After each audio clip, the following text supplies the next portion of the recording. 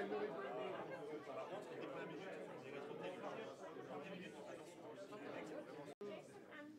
Mason, Samuel? Are you Samuel or Sam? What do you prefer? Sam. Sam. Because you are English, it's Sam. Oh, only because we're English. In the UK, everybody was calling me Sam.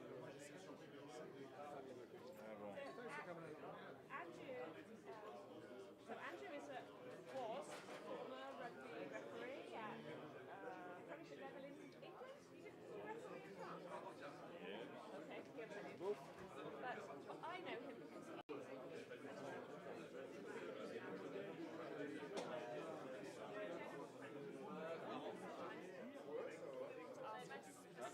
How's your girlfriend? Very good for food and Good food and what? because I heard you asking today about the inflections as well. I said, C'est des Boeing, un peu bien aimé le rugby, quelques potes avec d'autres joueurs.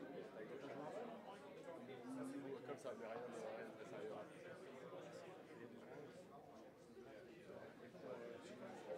Elle est trop jeune pour avoir le réflexe. Tu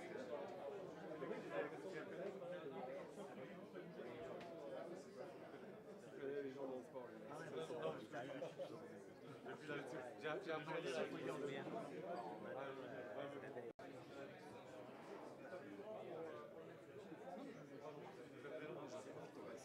Pas trop traîner au bureau, après je suis pas à la maison à compter une heure.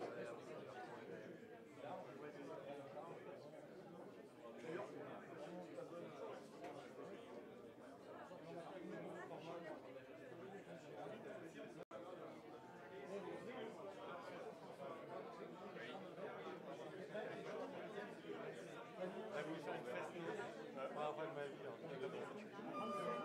elle a passé dans une cousine, dans la famille, elle a voulu faire.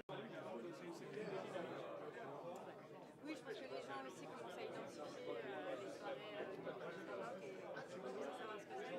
C'est pas... Enfin, ça leur parle.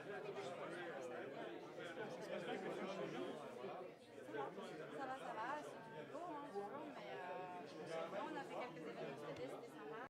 Independency now, you can see the bird of Pierre Samon is naturally really shy, so he's a lack of capacity to communicate, and so people think because the dog so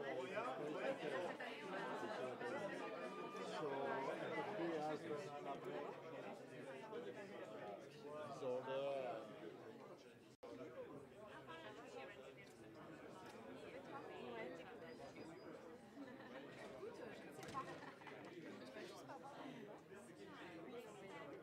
Juste faire des bisous. Oui, des bisous. Bonsoir. S'il vous plaît, bonsoir à tous. On va débuter notre soirée, donc ce nouvel événement du Paris Rugby Business Network. Je voudrais juste vous rappeler les règles entre guillemets de ce club de business, donc qui est à l'image du Rugby Business Network qui a été créé à Londres et dont Serge Wetzel est à l'initiative ici à Paris. Et depuis quelques années maintenant, on organise des événements autour de grands sportifs, de sportifs qui nous expliquent le lien entre le monde professionnel et leur vie de sportif, autour de trois axes. Et ce soir, on a trois invités de marque justement sur ces trois axes. Un sportif, un, j'allais dire, professionnel du monde de l'entreprise, et quelqu'un qui vient du monde de l'association, de l'associatif, et qui vient nous présenter à chaque fois son entreprise, son association, ou le club, ou le sport qu'il représente. L'idée surtout, c'est que entre chaque présentation, la soirée est à vous, c'est d'échanger les cartes de visite, c'est de discuter sur un principe très simple, où le tutoiement est de rigueur, et où on est entre nous et on passe une bonne soirée. Donc on va faire trois petites séances d'une quinzaine de minutes avec nos trois invités, et puis séparées à chaque fois de 10-15 minutes pour que nous puissions échanger entre nous, sachant que le bar est ouvert. Voilà, aussi, si vous voulez au passage des assiettes de charcuterie. Vous pouvez commander au chef qui se fera un plaisir de vous vendre des petites assiettes de charcuterie. Voilà, Jérôme Riondet qui va nous présenter, nous animer notre soirée.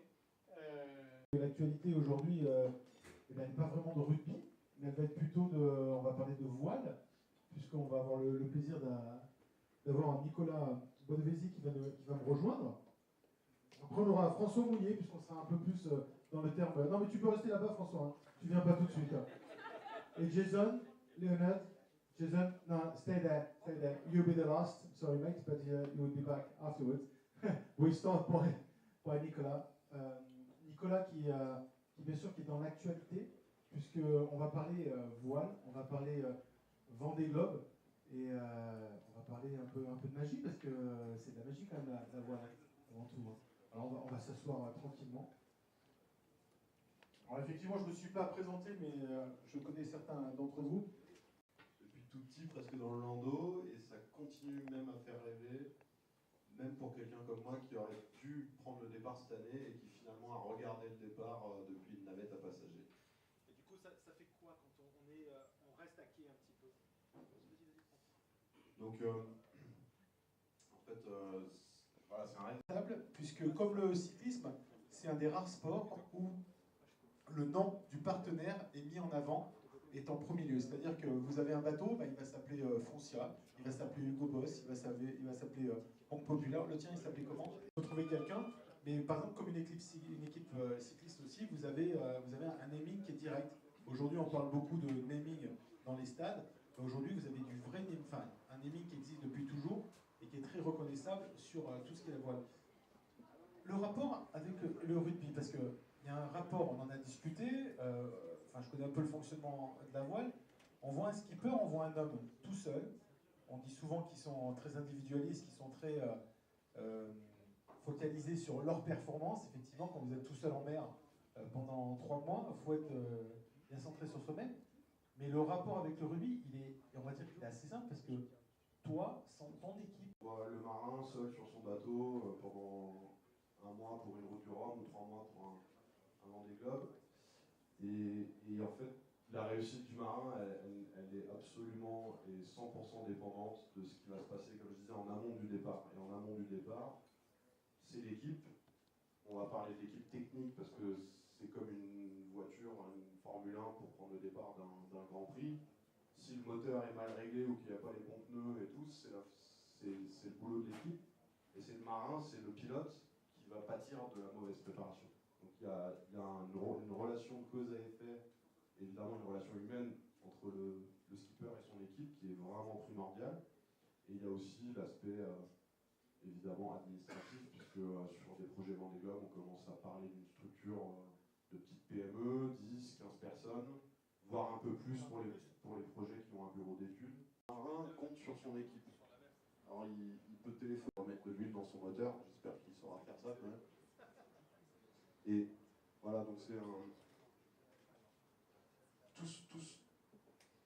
cette équipe, le marin, les techniciens, l'administratif, voire l'équipe communicante, ce qui peut être intégré aussi à la team voile du marin.